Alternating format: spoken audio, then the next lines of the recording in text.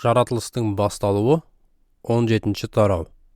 Абрам 99 жасқа толған соң, жаратқан Ие оған аян беріп, мен құдіреті шексіз Құдаймын.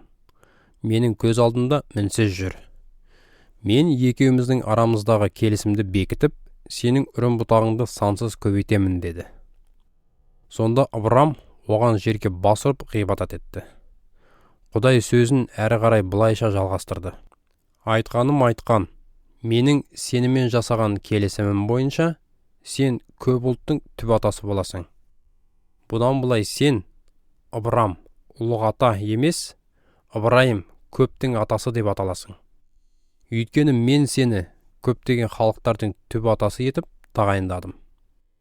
Сенің тұқымыңды сансыз көбейтіп, көптеген халықты өрбітемін. Сенен патшалар да шығатын болады. Мен бұл келісімді менімен сенің араңдағы және кейінгі үрім бұтағыңның арасындағы мәңгілік келісім ретінде бекітемін. Ол ұрпақтан ұрпаққа созылатын болады. Мен сенің және үрім бұтағыңның Құдайы боламын.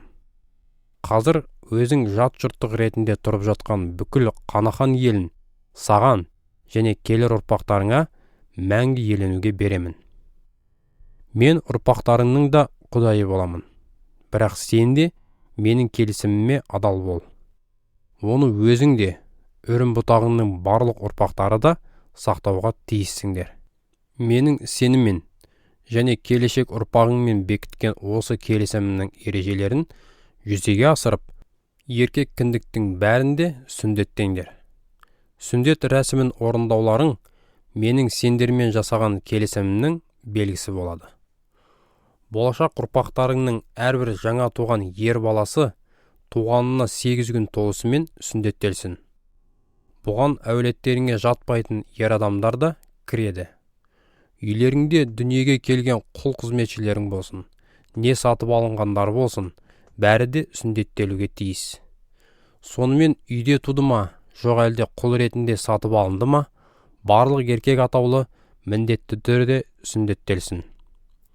Менің келісімімнің сырт белгісі сендердің тәндеріңде мәңгі қалуға тиіс. Әрбір сүндеттелмеген еркек кіндіктіні өз халқынан аластату керек. Өйткені ол менің келісімімді бұзды. Сен әйеліңді енді Сара емес, Сара деп ата. Мен оны жарылқап, саған Сарадан да бір ұл сыйлаймын. Сараға ұлттардың түп анасы болсын деп ақ батамды беремін. Халықтардың патшалары да Сарадан тарайтын болады. Сонда Ыбырайым Құдайдың алдына жерге бас ұра тағзым етіп, 100-ге келген адам ұлды болып, 90-ға келген Сарада бала табалар мекен деп іштей күлді. Бұдан кейін Құдайдан, Ысмағұл сенің көз алдыңда тірі жүргей деп өтінді. Ал Құдай, әйелің Сара саған ұл туып береді. Оның атын Ысқақ деп қоясың. Мен Ысқақпен келісім жасап, оны үрім бұтағы үшін мәңгілікке бекітемін. Ал сенің Ысмағұл туралы айтқаныңды да орындаймын. Оны жарылқап, үрім бұтағым молынан көбейтемін. Ысмағұлдан 12 рубасы шығатын болады. Мен одан бір үлкен халықты өрбітіп таратамын. Бірақ мен келісімімді Сара келесі жылы осы уақытта дүниеге келтіретін Ысқақпен бекітемін деп жауап берді. Құдай Ыбырайыммен сөйлесіп болғаннан кейін қасынан ғайып болды.